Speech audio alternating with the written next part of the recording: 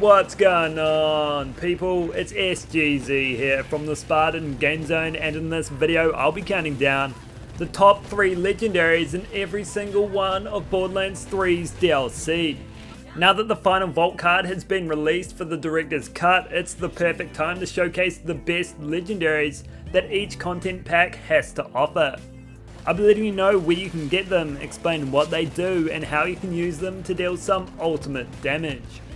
If you enjoyed the video, I'd appreciate it if you could drop a like, and hey, maybe you could even subscribe or follow me on Twitter. And if you're thinking of picking up one of these DLCs and you're on Steam, why not pick it up from my game store at nexus.gg/SpartanGameZone. You can pick from my curated list or search the full library. I get a small percentage of each sale, which directly supports the channel. And let's crack into it.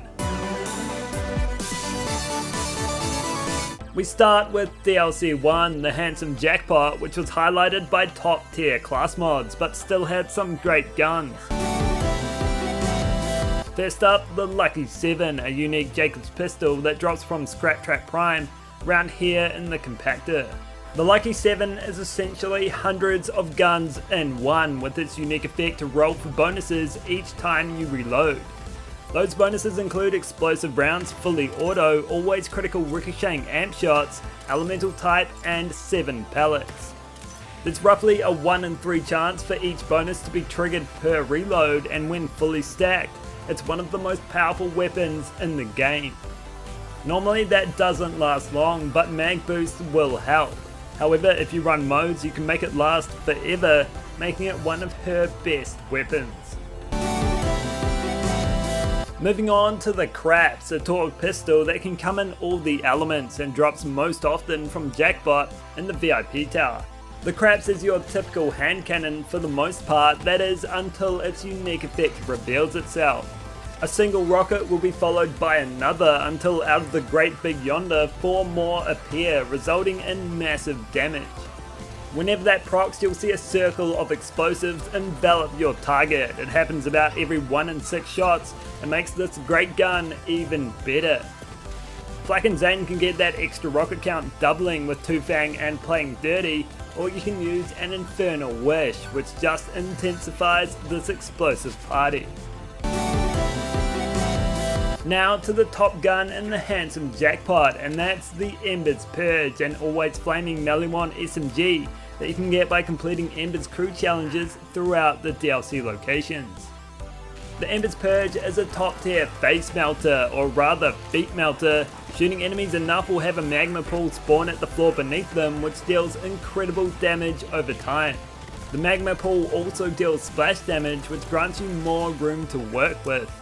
It's a gun with a vendetta, burning through everything and everyone. The key to dealing maximum DPS is just shooting your enemies enough to trigger the puddle and then move on to your next victim. As long as their feet are on the ground, it'll burn through their health bar in no time.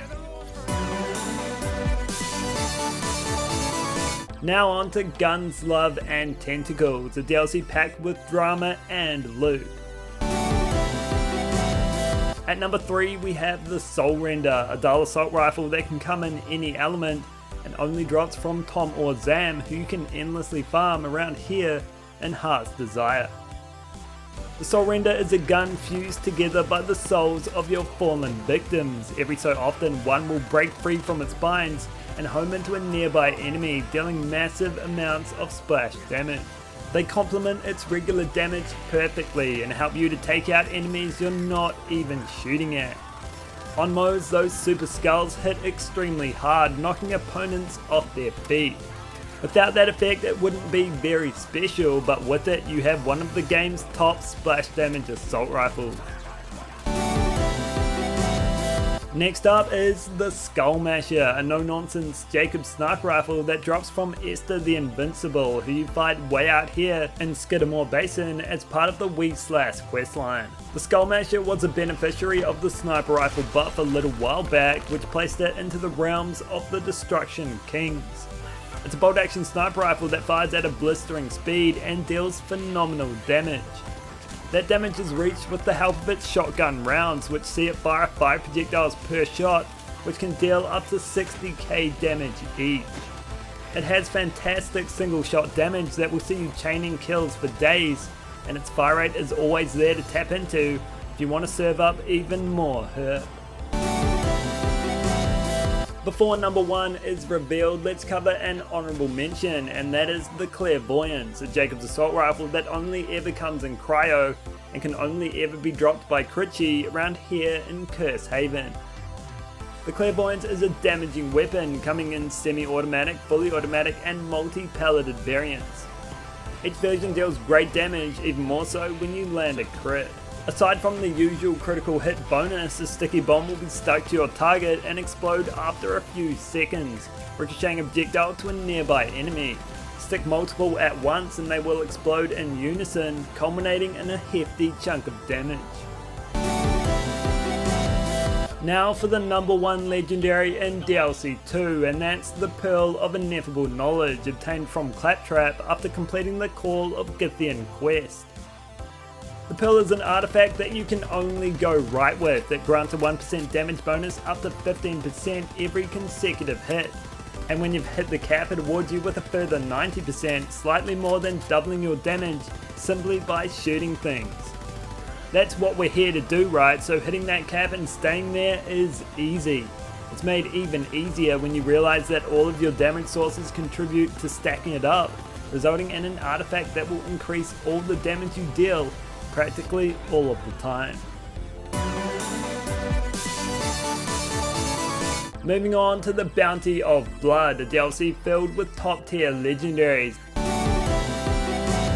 We open our account with the Unkempt Herald, a Torg hand cannon which comes in all the elements and drops often from Cabot Out around here in Bloodsun Canyon. The Unkempt Herald fires a line of 7 explosive projectiles which grow apart the longer they travel and deal heavy splash damage on impact. It's best used in the close side of medium ranges where every projectile is available to hit your target. It comes in both ×3 and ×4 variants, but will always fire those same 7 rounds, so it's best to pick up the ×3 for less ammo consumption. If you were ever looking for a purely explosive weapon that put maximum firepower behind each shot, then you've found it here. Next up, the Flipper, a Maliwan SMG that comes in 2 of 5 elements that you can switch between, and drops most often from Minosaur around here in Bloodsun Canyon. The Flipper is the queen of unlisted projectiles, firing just the 1 at first, which steadily grows into 3, then 5, all the way up to 9 after you're halfway through its standard magazine. To achieve its maximum damage for the longest period, you'll want to boost its mag size, as there is a marked difference between where it starts out and where it ends up. Interestingly enough, it deals splash damage, which coupled with its projectile count allows Moes to enjoy maximum DPS forever, and that combination provides many benefits for other Vault Hunters too. Before number 1 is revealed, let's dive into an honourable mention, and that has to be the Complex Root, a Maliwan sniper rifle that you can get fastest from landing Dixon. You fight around here in Ashfall Peaks.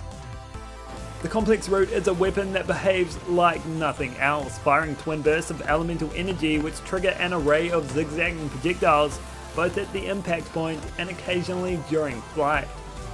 From the Neon Surge, explosions will ring out, resulting in some major damage, especially on an Eraser Zane. Time for the top spot in DLC 3, and that's the Light Show, a blood off pistol that comes in all the flavours and drops most often from Lazodactyl, who you fight around here in the Obsidian Forest. What makes the Light Show so good is its combination of projectiles, fire rate and damage.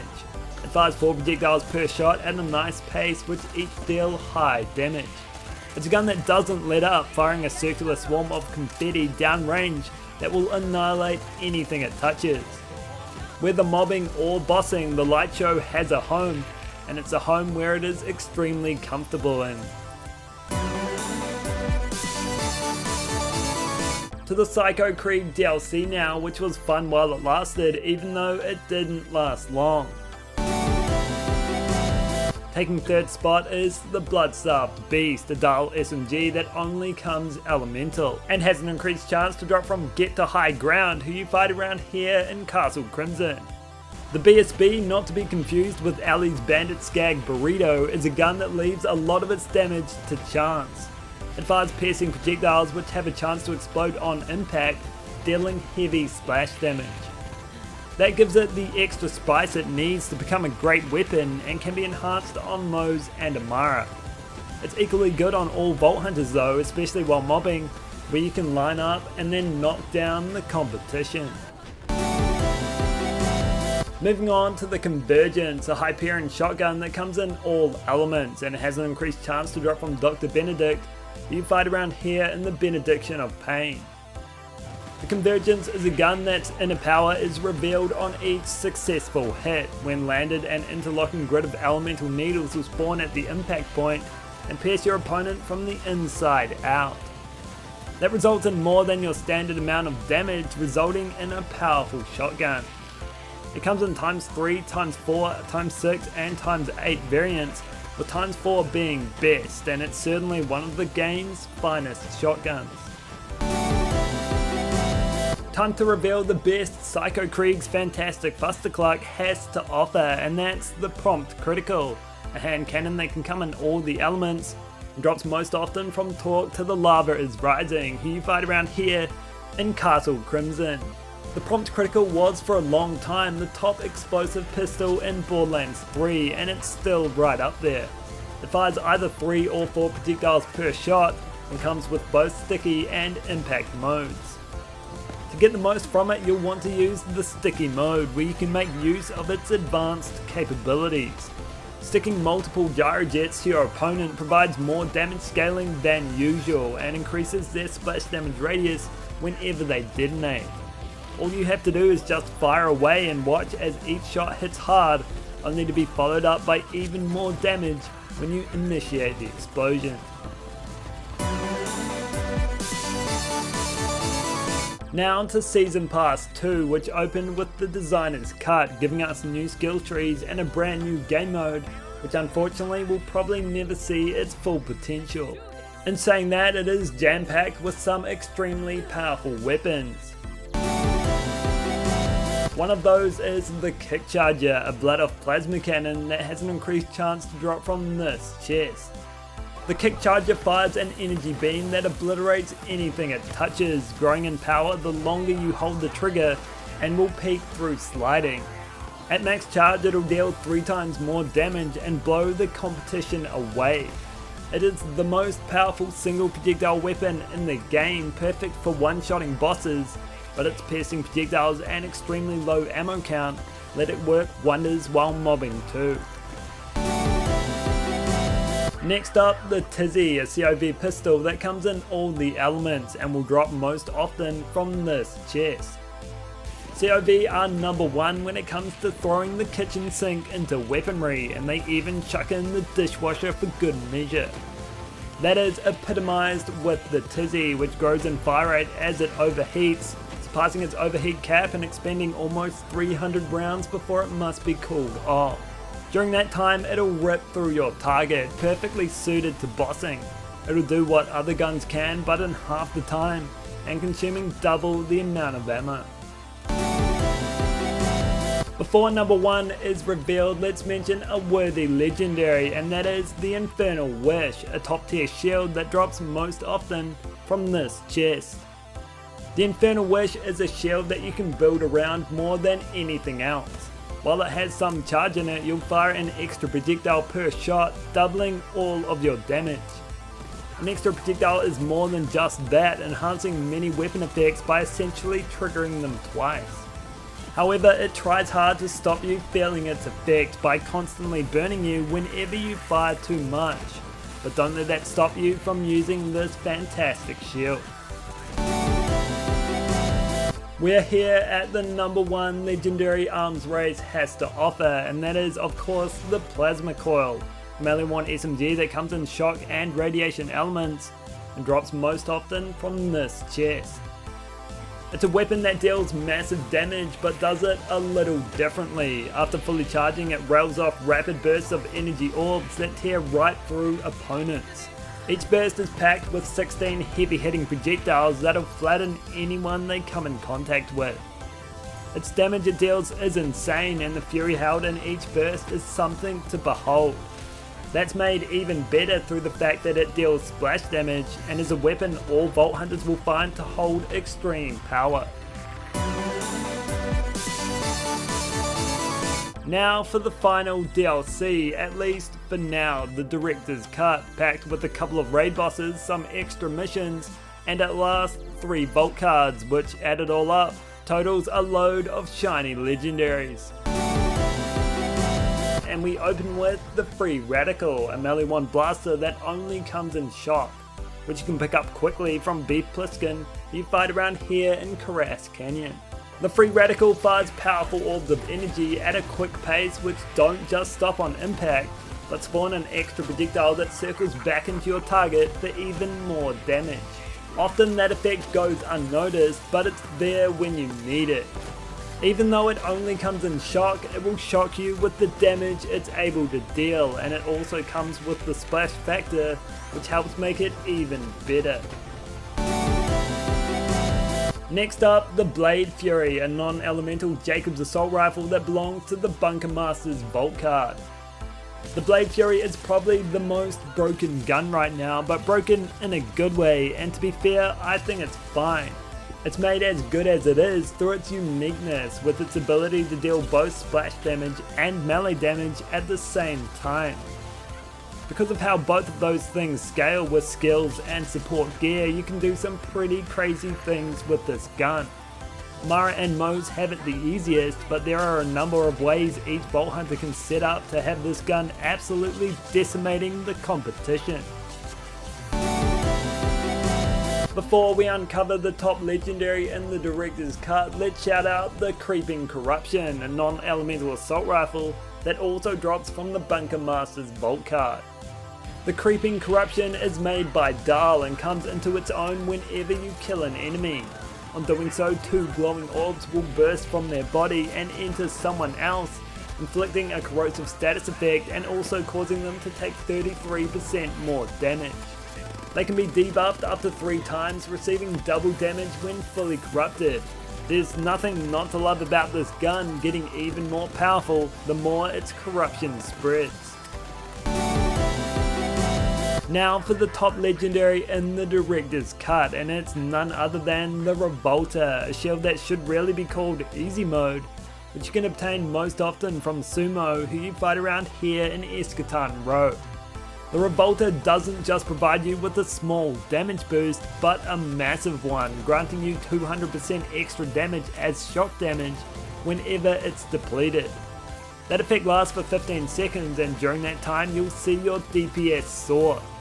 You won't see it rise just through the damage increase though, as it also increases your fire rate by 50%, which is insane and helps you to take down the best enemies with the worst guns. An action skill start anointment will have you feeling its effects 24/7, and it's a shield that puts many others to shame. So that's all for this video. I hope you enjoyed it and learned of the top legendaries in every DLC. If you did, consider dropping a like or subscribing, and I'll catch you in the next one.